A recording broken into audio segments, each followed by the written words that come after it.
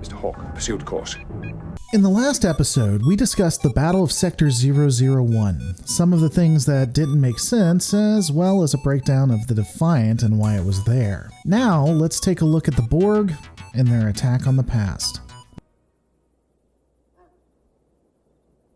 One of the things I really appreciate about the establishing shot for Zephram Cochrane in Lily's camp is that it's a homage to the very first Star Trek movie. In the time they take to show the camp, I was able to go use the restroom, get myself some coffee, find faith in God again, and finish my taxes. It was a pretty cool throwback. One of the things you should have learned about me by now is that I don't have regrets. Come on, Lily, one more round. Z, you had enough. Huh? You're not going up in that thing with a drunken pilot. Well, I sure as hell am not going up there sober. But when they get to the actual scene, there's not a lot to parse and tease out, no magnificent piece of work or art. There's really not a lot to add. I would say that the scene does show the destitution the world has finally dropped to. It also sets up the mentality of Zephram Cochrane and Lily. Lily is a hardworking person of color who wants everything to succeed and is willing to do what it takes to save the ship. Zephram Cochrane is a white male drunk that is in it for the money and will be the only one remembered after all the work here is done. So to be fair, I guess there is some character clarification in that sense. No, that.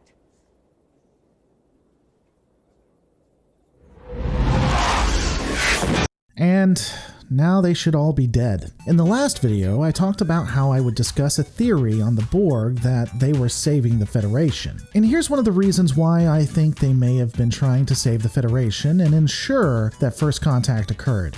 There is absolutely no way that the Borg should not have completely wiped this settlement off the face of the Earth. In the original series, we are told that a photon torpedo had yields that were much stronger than some nuclear detonations. We know that sustained fire from a Constitution-class vessel could glass an entire planet in a short amount of time. In Voyager, we are told that a device that could produce 25 isotons of damage would level a city. When looking at a photon torpedo that comes stock in an Intrepid-class vessel, it has a 16 isoton yield. A quantum torpedo yields 25 isotons. So to bring this back all together, you're telling me that a Borg sphere, something that should be able to match an Intrepid-class vessel, even a damaged and underpowered one, couldn't at least fire something that would destroy every living thing for miles? That makes no sense, unless the sphere was pulling its punches. I've theorized in the past that the Borg are effectively an AI that limits what it wants to do to what is necessary. They use what is required to get the job done. If their real objective was to assimilate Earth or stop first contact, then nuking the area would fit that bill. Using weapons that are little better than artillery is hellaciously sloppy. It's something only an organic would do. However, what if they wanted the Enterprise to save the day? Think about it. They arguably know roughly what's going to happen. In Star Trek Enterprise's regeneration, the Borg successfully contact the Collective. It is due to this that the Borg are sniffing around the Alpha Quadrant. Their interactions with the Federation inspire the designs of the Defiant, the Intrepid, and other vessels. This would mean the creation of the USS Voyager, which then would be present and helps them win the war with Species 8472. So, the Borg, again, are pulling their punches to cause enough damage to seem significant, but not enough to end the game entirely. And after a few sustained attacks, the Enterprise E arrives and we're off to the races. I could see an AI doing this to ensure the creation of the Federation, not leaving it up to quote-unquote fate. This would also explain the use of time travel by the sphere and why it waited to get to Earth to arrive. They wanted the Battle of Sector 001 to ensure the Enterprise E would follow them and be there, so that when they go back in the past, Picard would follow them. This also explains a common criticism that's brought up. Why does the sphere wait to get to Earth to travel back in time? Especially if it was the plan all along like some think. I believe people are looking at this as a 21st century human and not from a computer standpoint. Time travel can be tricky. If you get it wrong, you could end up destroying yourself. So using time travel anywhere but Earth would be a risk. An unnecessary one. You don't know what piece of space dust or what rock you might accidentally run into, and then you've made your life a lot worse. Just ask the Krenim. So if you were going to use time travel, using it at the location, at Earth, to limit the amount of damage to the timeline itself honestly makes sense. I know that a lot of people have commented that they think time travel was the entire idea, that it was all a ploy to use the cube so that the sphere could get there. That definitely fits in line with this theory, though I do remain a bit skeptical. I don't know that we have enough evidence to prove this was the initial intent, but I definitely think it was a plan B. Also, before continuing on, people have asked, where are the time agents? After all, if they protect the timeline, and this is quite clearly a breach of the timeline that will result in contamination in the future, we know this because Zephram Cochrane tells everyone he knows the story, though not many people believe him, then why didn't they do anything? I've always maintained that the time agents, while still trying to do their best for the timeline, generally turned their heads when it benefited the Federation and Starfleet. I've even stated that I think they may be some branch of Section 31 when you think about it. If we assume that my other theory about the destroyed sphere tech getting into the hands of Section 31 is true, and we see that Wolf 359 ensures that Starfleet is ready for the Dominion, I could see them not intervening here. Everything ultimately turns up aces for Starfleet, so why would they get in the way? Report. Shields are down, long-range sensors are offline. Main power is holding. Moving forward, we finally see the arrival of our heroes. In the last segment, people commented that the shields were down after they came through the temporal rift, and that's fair enough. According to Riker, shields and long-range sensors are down as well, but main power is holding. That's fair too, but what the hell about short-range and internal sensors? We know that short-range and long-range sensors are separate subsystems, and they work independently of each other. So, you're telling me that you didn't detect someone beaming on your ship. You're literally fighting a species that has a tactic of beaming onto a ship to take it over, and you aren't keenly keeping a lookout for that. Now, some could argue that maybe the sensors are too weak. Long-range sensors are down, and short-range sensors and internal systems may not be able to take up the slack. I might be willing to accept that, but then their sensors seem to work well enough to target the Borg ship and destroy it. I guess plot can be an absolute bitch when it's working against you. And I know, some are going to bring up that Picard states that the Borg somehow got on without being detected. And I understand that plot contrivance is life in the Trek universe. But here's a question. Why the hell aren't security teams posted at every vital area of the ship with redundant systems to warn of Borg infestation? I mean, why wouldn't you find other ways to have warnings set up just in case the Borg find a way to get on your vessel? We'll get more into this later, but the fact that the Borg even got onto the Enterprise with no detection is proof that Starfleet isn't worthy of being assimilated. Contingencies for detecting Borg should be a massive deal. Mr. Worf, quantum torpedoes. Ready, sir. Fire. The Enterprise is able to determine that the Borg ship is attacking Earth.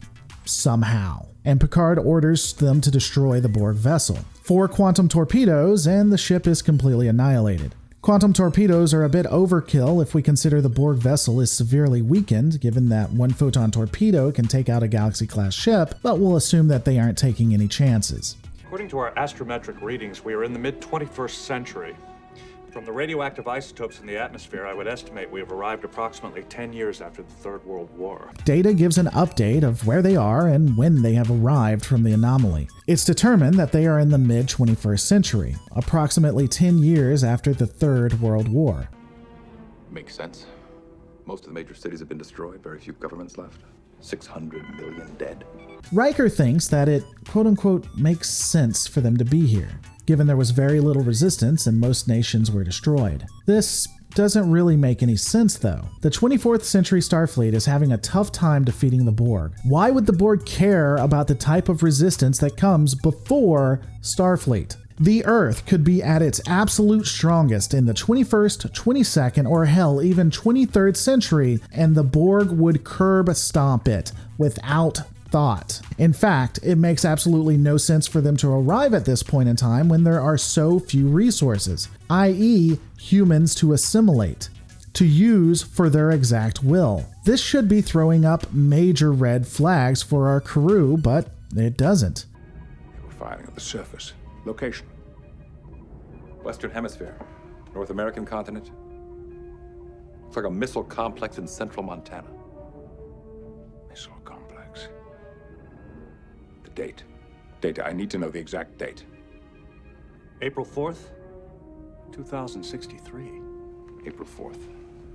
The day before first contact. Precisely. Then the missile complex must be where Zephram Cochrane is building his warp ship. That's what they came here to do. Stop first contact.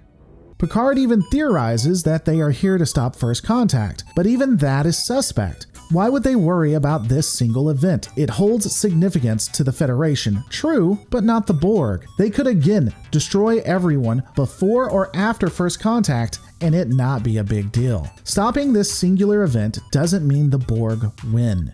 Hell, no Federation means either the Romulans, Klingons, or an aggressive Vulcan high command might gain dominance and could create weapons that could defeat the Borg. So why would they do that? Come on guys, you're smarter than this. None of this makes sense unless you accept my theory that this was all a ploy to trick the Enterprise crew. While attempting to assess what the Borg were up to, they determined that the vessel was firing on a missile complex in central Montana. Wait a second, so they can use their sensors to determine that not only was the attack on Montana, but that it was a missile complex, and they can even pinpoint specific locations for transport, but they have no idea how much damage was done to that area due to long-range sensors being down. Let's assume all that's true and somehow makes sense. Why wouldn't they fly closer to Earth? Who exactly would detect the Enterprise if it got closer? Or hell, go out in a shuttle and use its long-range sensors to determine what is going on. Now, I'm sure there are some people watching this that are probably upset by this point. You feel like I'm unreasonably nitpicking, but I don't think I'm being unfair. These are the best of the best when it comes to Starfleet officers, so the characters would and should know better than they are acting. Additionally, looking at the real world, the director and the writers are Star Trek alumni. They are the ones that helped create and fashion the universe they are writing this story for. So there's no reason that these things should exist. However, it would be unfair of me to give these criticisms and not offer a fix of my own. So how exactly would I fix these issues? I think that most of this could be covered with some simple dialogue and a few changes in the scenes here and there. I would need some effects used, but I would try to keep it minimal. First, when the Enterprise comes out of the rift, the only thing that would be impacted are the shields. Tactical would report that the cube is firing on the Earth. Picard orders them to come about and fire on the vessel. While doing so, a green beam of some sort would scan across the bridge or the ship itself. Data would report that the Borg were using some new kind of tech to disable the systems of the Sovereign. Worf would report that this was having an impact on sensors, including internal sensors, disabling both. Picard would tap his communicator and order Geordi to get the sensors back online and stop whatever is happening. Geordi would report that he is trying and that sensors should be coming back online and he has stopped the Borg. However, while talking, the communicator would go dead. Instead of using the normal dead communicator sound effect we see in TNG, I would add a tinge of the Borg sound effect to it. After the communications went down, Worf would report that short-range sensors have been restored. They would then target and destroy the sphere. Picard would order that security begin running sweeps of the ship on different intervals to communicate with each other and ensure that the safety of the vessel is paramount. And then we continue on as normal. This does add a bit to the scene, I'll admit, but completely takes care of most of the issues. I'm sure you'd have people, like me, questioning why the Borg never used this new tech in the past to disable stuff, but I think that's more easily justifiable than everything that actually happened. That's just my opinion. Give me your thoughts. Either way, Picard would decide he needs to transport down to the planet with many of the main cast. Even though long-range sensors don't work, so precise targeting is down, and Riker should be raising holy hell that a captain is beaming down to a planet that is only 10 years out of a world war and largely a Wild West of sorts, but whatever. Gotta keep this plot moving. Stay tuned as we look at the devastation wrought on the ground and the Borg finally make their move.